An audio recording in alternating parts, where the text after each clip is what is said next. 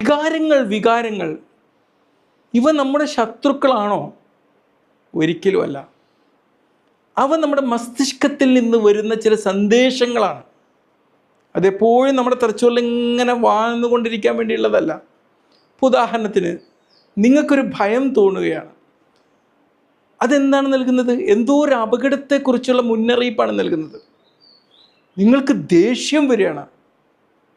നിങ്ങളോട് ആരോ കാണിച്ച് എന്തോ ഒരു അനീതിയെയാണ് അത് സൂചിപ്പിക്കുന്നത്.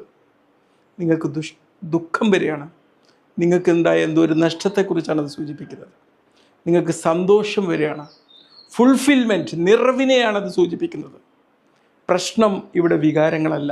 പ്രശ്നം നമ്മുടെ വികാരങ്ങളെ നമ്മൾ തെറ്റായി വ്യാഖ്യാനിക്കുന്നതാണ്.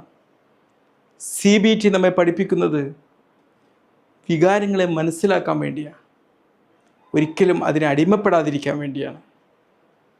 നമ്മൾക്കുണ്ടാവുന്നൊരു വികാരം നമ്മോടൊരു ആക്ഷൻ എടുക്കാൻ പ്രേരിപ്പിക്കുന്നുണ്ട്.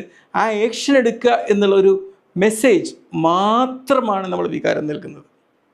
ഇന്നത്തെ ഒരു പ്രാക്ടിക്കൽ ആക്ടിവിറ്റി എന്താ? ഇന്ന് നിങ്ങൾക്ക് എന്തെങ്കിലും ഒരു വികാരം തോന്നുമ്പോൾ അതിനൊന്ന് പേരിട്ട് തിരിച്ചറിയാം.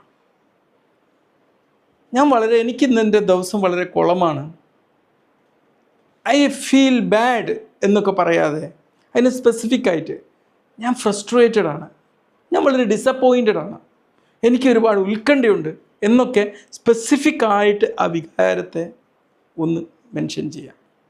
നമ്മളൊരു വികാരത്തെ ലേബൽ ചെയ്യുമ്പം നമ്മളുടെ വൈകാരിക ജ്ഞാനം അല്ലെങ്കിൽ എമോഷണൽ ഇൻ്റലിജൻസ് അതിലൂടെ ഇമ്പ്രൂവ് ചെയ്യുമെന്നുള്ളതാണ്.